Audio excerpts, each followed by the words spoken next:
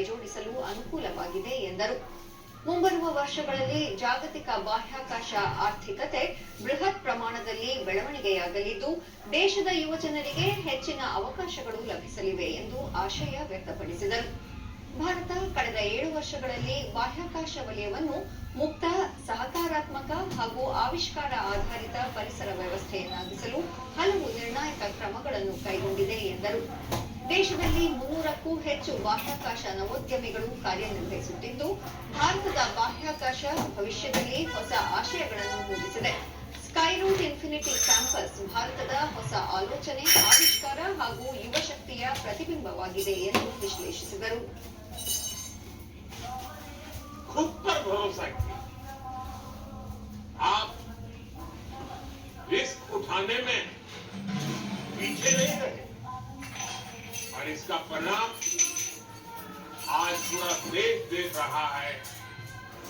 देश आप पर गौरव कर रहा है, गर्व कर रहा है. साथियों, भारत की अंतरिक्ष यात्रा बहुत सीमित संसाधनों से शुरू हुई, लेकिन हमारी महत्वाकांक्षाएं कभी भी सीमित नहीं रही. वो भी एक जमाना था, एक साइकिल पर रॉकेट का हिस्सा ले जाने से लेकर दुनिया के सबसे भरोसेमंद लॉन्च व्हीकल तक भारत ने सिद्ध किया है कि सपनों की ऊंचाई संसाधन से नहीं, संकल्प से तय होती.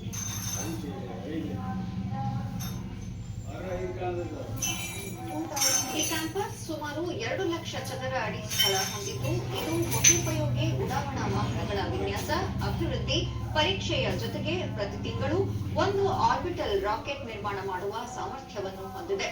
ಸ್ಕೈರೂಟ್ಸ್ ಭಾರತದ ಬಹುಬೇಡಿಕೆಯ ಖಾಸಗಿ ಬಾಹ್ಯಾಕಾಶ ಕಂಪನಿಯಾಗಿದ್ದು, ಇಸ್ರೋದ ಮಾಜಿ ವಿಜ್ಞಾನಿಗಳು ಹಾಗೂ ಪ್ರತಿಷ್ಠಿತ ಐಐಟಿಯ ಮಾಜಿ ವಿದ್ಯಾರ್ಥಿಗಳಾದ ಪವನ್ ಚಂದ್ರನ್ ಮತ್ತು ಭರತ್ ಧಾಕಾ ಅವರು ಹಣ ಹೂಡಿಕೆ ಮಾಡಿದ್ದಾರೆ.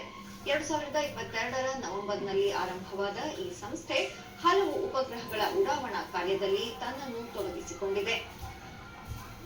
Clean rooms, automated film and binding systems, precision CNC machines, propulsion labs, avionics labs, and more. Here, we realize infinite possibilities. Infinity builds upon the foundation we established with MaxQ, our headquarters and India's first private integrated rocket design and development facility.